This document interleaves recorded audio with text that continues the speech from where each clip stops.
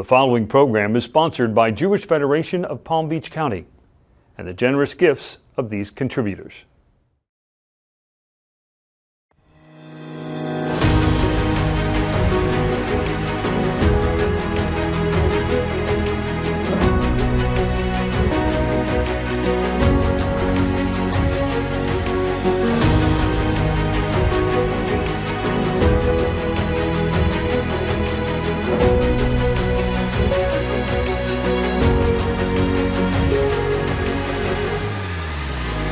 Thank you for joining us for our 44th season of Mosaic. I'm your host, Susan Shulman Pertnoy. Mosaic is Jewish Federation of Palm Beach County's weekly news magazine, exploring the most critical issues facing Jews here and around the world. Today, we're continuing a special series of Mosaic episodes focused on antisemitism.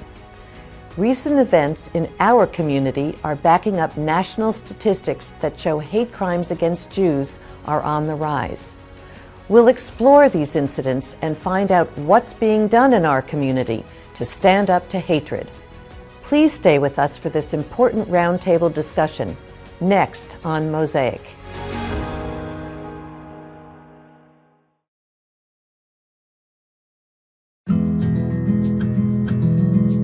Did you know that you can now enjoy Mosaic on the go? Listen to the Mosaic podcast by scanning the QR code on the screen or find it wherever you listen to podcasts.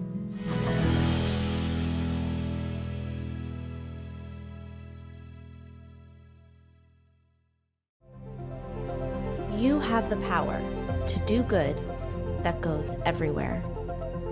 From here to Israel to Ukraine to 70 countries around the world. From educational to life-changing experiences. From lonely to connected. From afraid to strong. But that good goes beyond our city. Your gift drives connections and awakens identity. From devastation to reimagination. From tragedy to support. Your gift transforms leaders from being a solo visionary into being a catalyst for change. And while you're watching this, your gift is making its way from North America to impacting people around the world.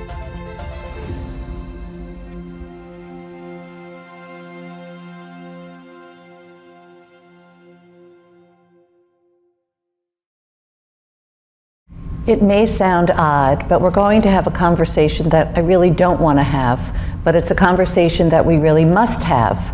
Unfortunately, there have been a rise in hate towards the Jewish people, specifically here in the Palm Beaches. Recently, there were antisemitic incidences here, and we're going to have a conversation with Michael Hoffman, who's the CEO and president of the Jewish Federation of Palm Beach County, and Josephine Gon, who's the vice president of Jewish Community Relations Council. Welcome to Mosaic. Thank you. Joe, let's start with you. Tell us about the recent rise in anti-Semitism.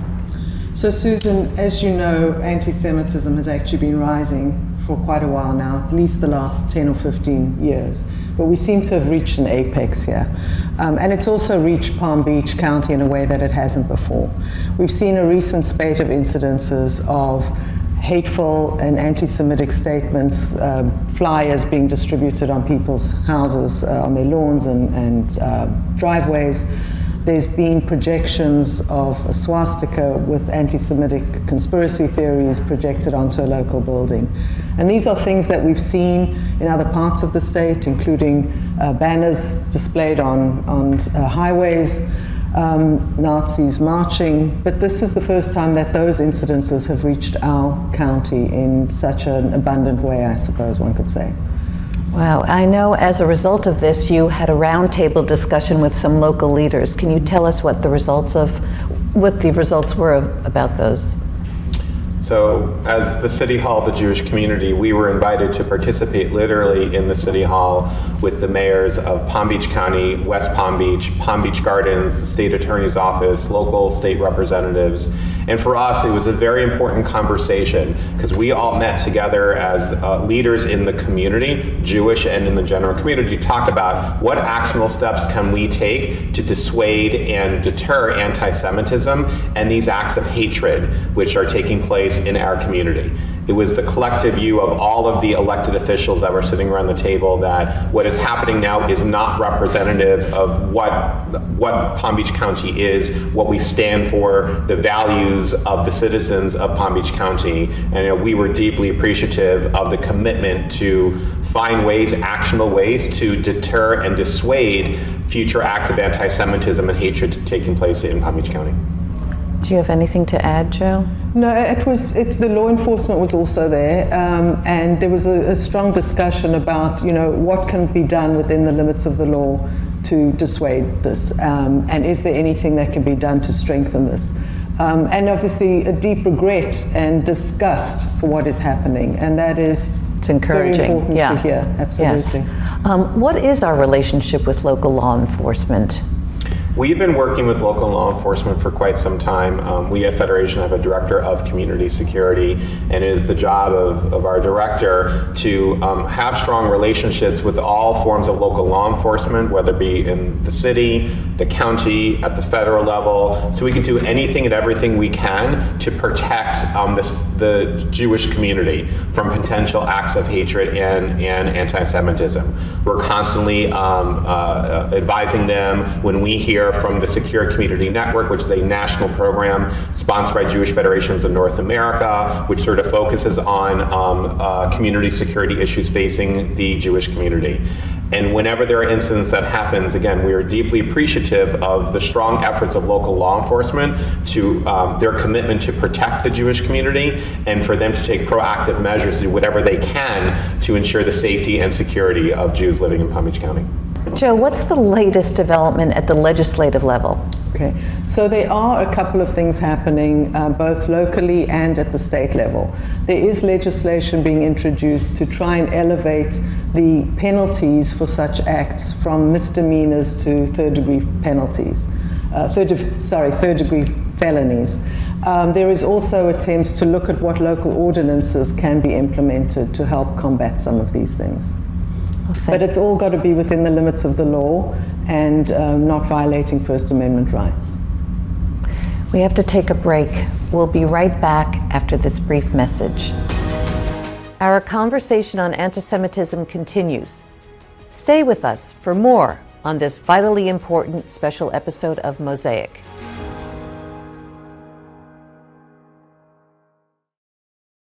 For the visionaries amongst us, for the dreamers and the pioneers, for those of us who won't rest because there's still work to be done, for the builders, for those of us who build bridges between peoples and ideas beyond traditions and neighborhoods, generations, genders, our narrative and theirs.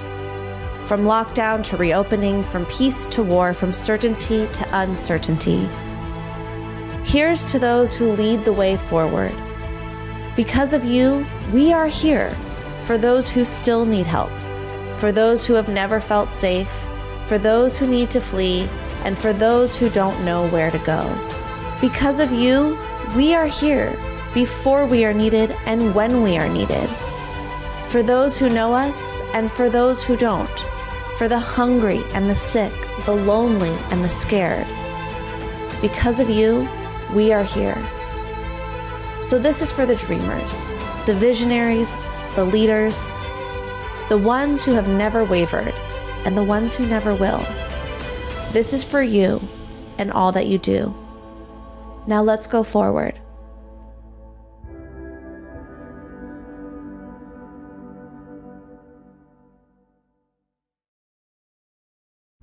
We're back talking about the rise in anti-Semitism, and I'd like to start with what's fueling this rise. So I want to read a statistic and get your thoughts. According to the FBI crime data, 2 in 3 religious hate crimes are against Jewish people, even though we make up just 2% of the US population. How do you come to grips with a number like this? The issue of anti-Semitism is not a new issue, unfortunately. It's been happening for thousands and thousands of years. Obviously, that there are certain points in time when it has been extraordinarily challenging and difficult for our community, and unfortunately, we're in one of those times right now. I think the best thing that we can do as a federation is just continue to advocate as strongly and as effectively as we can, and build these important relationships we have in the general community to denounce and deter and to basically emphasize the importance of civility and tolerance in our broader society, and for us to also highlight the important contributions that we make to the general Palm Beach community and general society. Can you speak about what you think are factors that might be fueling this hatred now and why? Well, you know, it's always been called often a virus that sort of morphs and changes over time. And it sort of arises, it seems, when societies need somebody to blame for explaining all the ills that are going on. So I think there's some of that. I think our society is somewhat in crisis, and you know, anti-Semitism becomes the useful mechanism to explain it. We're also in a time where conspiracy theories are rampant, and anti-Semitism is the oldest conspiracy theory. So I think that part of this is fueling what is going on, and it's becoming a real problem. There's no question about it. And I think those statistics you just quoted, you know, show that people might not be aware of it, but it's happening. Yeah. What are some of the anti-Semitic tropes that they're using? Well, you know, it's the same ones that we've seen for thousands of years, certainly since the Middle Ages, let's put it that way.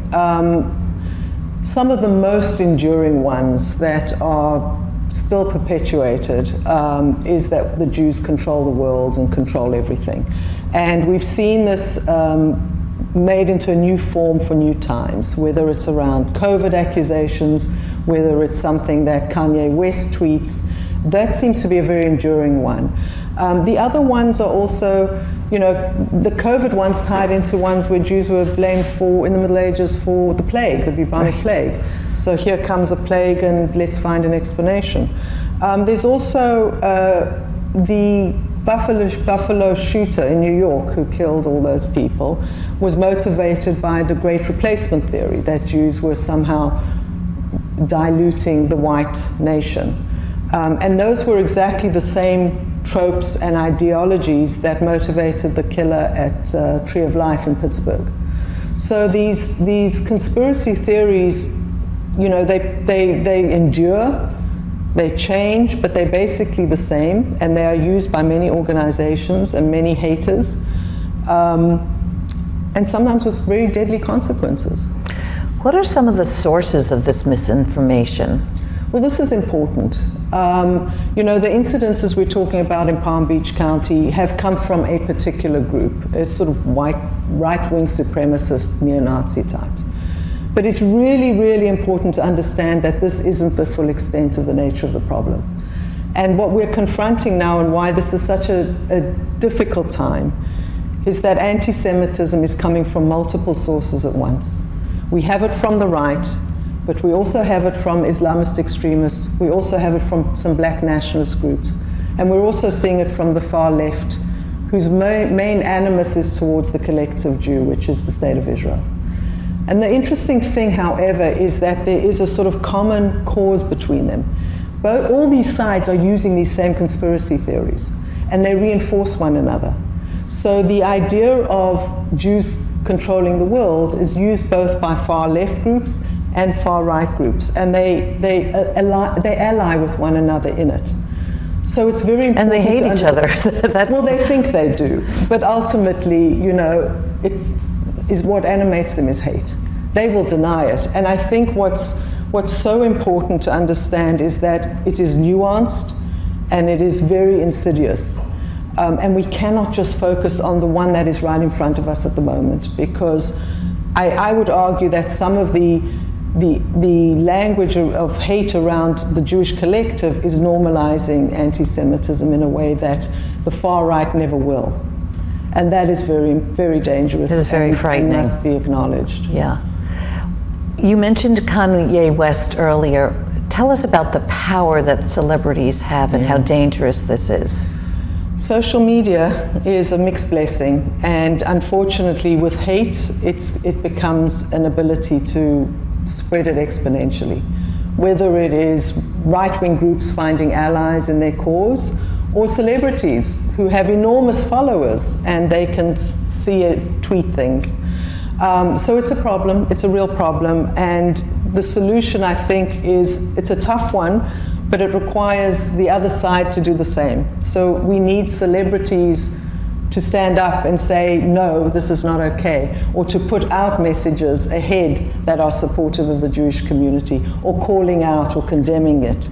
You know, others have a huge base, and we need to use it. So there is work to be done on that score, but it's a difficult one in this day and age. Yes. Yeah, I want to comment on one thing Joe said, which is so important, is that on one hand, how do we leverage support? How do we leverage individuals who are denouncing these acts of hatred and anti-Semitism? But at the same time, how are we also using these celebrities, these individuals who have tremendous power based on the number of followers they have on Instagram and Twitter and all facets of social media, to also articulate and demonstrate the positivity of the Jewish community, the positivity of contributions to society, the positivity of things that we're all doing together to promote tolerance, to promote tolerance, so we're living in a civil, vibrant society. I just think it's critical that we focus on the positive aspects of promoting tolerance, as well as standing up to denounce these acts of hatred and anti-Semitism. We have to take one final break before we continue our discussion. We'll be back right after this brief message.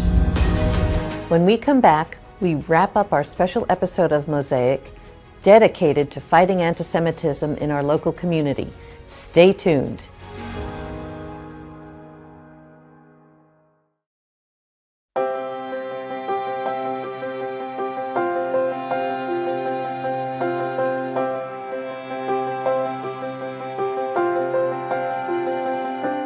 We're so proud to celebrate our community visionaries, donors who contribute $1 million or more, serving as an inspiration for all of Jewish Palm Beach.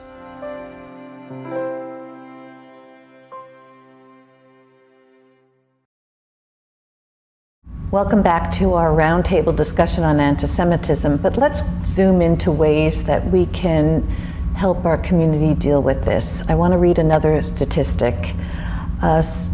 Listen to this one from the Claims Conference. A survey revealed 61% of Floridians who were between the ages of 18 and 39 did not know that 6 million Jews were killed in the Holocaust. What's the connection between ignorance and hatred? Well, so one doesn't know if there's a causal connection, particularly as certainly the far right deny the Holocaust altogether. So that's not going to influence them. It's a shocking statistic, but it doesn't stop us from trying and from educating. You know, we do this not just to memorialize, but to teach the consequences of hate left unchecked. And I have to say that, you know, within the schools, that is the primary source to get this information. And the school district is doing a wonderful job on that score, I have to say. They're one of the few districts that have a person devoted just to Holocaust education and resources. And they partner, as we do, with organizations that help educate in the best possible way, in multiple ways of bringing the information to students, from first-person testimony to curricular input to teacher training. But it's an ongoing endeavor, and unfortunately that statistic says that it's not sufficient. We need to do more, and we need to do more around anti-Semitism and who the Jewish people are as well. We're part of a larger coalition. We, the Jewish Federation of Palm Beach County, we recognize our role to serve as that central convener. It's important to note that we're part of a broader coalition of organizations coming together to promote tolerance and to combat hatred and anti-Semitism.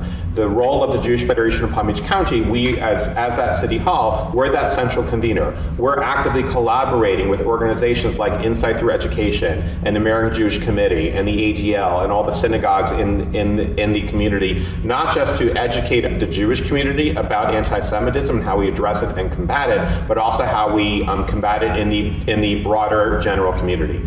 Our Jewish Volunteer Center plays a critical role in that. And this past Martin Luther King Day, we had a day of service of volunteerism, 1,000 people representing all ethnic groups, all races, Jewish, non-Jewish, volunteering in 20 sites throughout Palm Beach County, giving back to the greater Palm Beach community. So that really supports our role of working hand in hand, building relationships between the Jewish community and the non-Jewish community, because ultimately that's what's going to combat hatred and anti-Semitism, is building a sense of common knowledge and relationship building.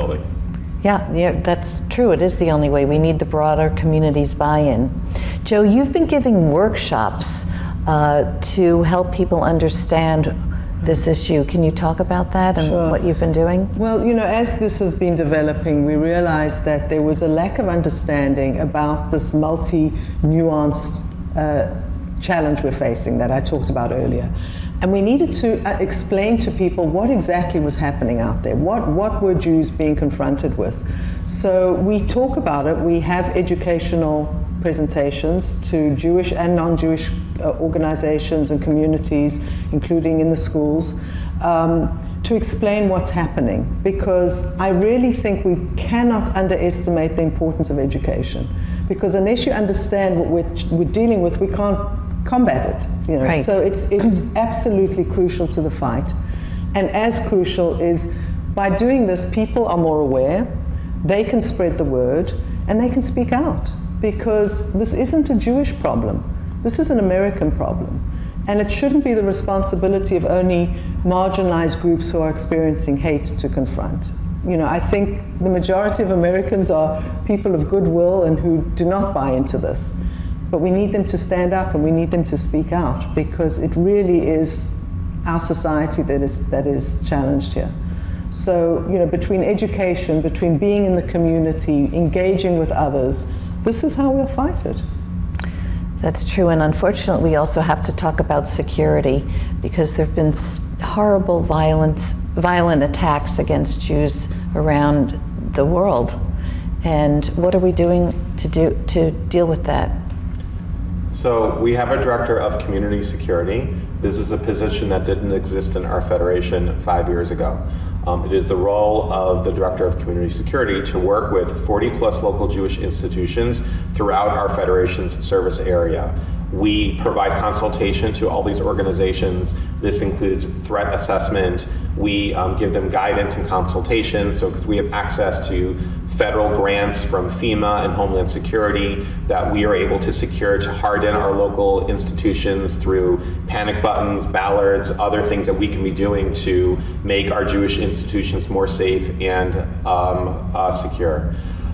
We also work very closely with all of the agencies, the JCC, the Mandel JCC in Palm Beach Gardens and down in Boynton Beach and Meyer Prep, again, to do what we can to ensure that our Jewish institutions are as safe and secure as possible. But most critically is our relationship with local law enforcement. And they've always been supportive, they've been incredibly collaborative, and we have deep appreciation to law enforcement on their support that they're providing to the Jewish community.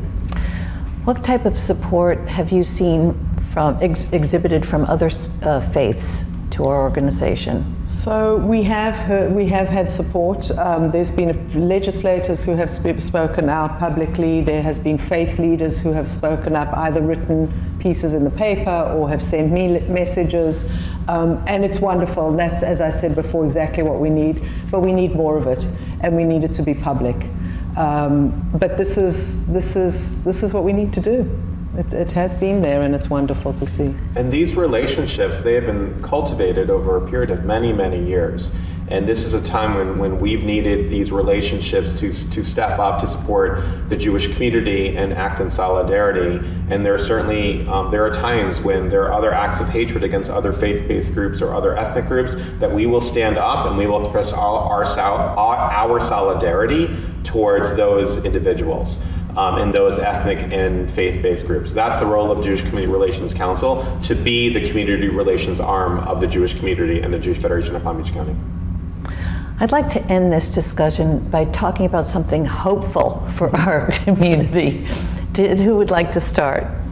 Well, I would also like to, and part of that is we have the ability to influence this. You know, we all have, these are extremists. You know, everybody can do something and everybody can say something. But there are actual acts you can do. You can advocate. You know, everyone can contact their legislators about this. They can write into the newspaper. They can make a stand. They can educate themselves, not just about this topic, but about the richness of Judaism, and be proud to be Jewish. We here have a Commission of Jewish Education that has many courses and options on offer, to learn more and to be proud.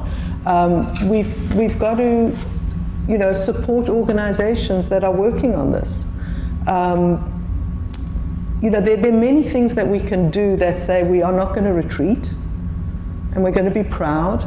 We've got to understand what is happening and respond accordingly. But, you know, we've got so much to offer to society and to one another, and within our religion, and that it's just, this is a distraction.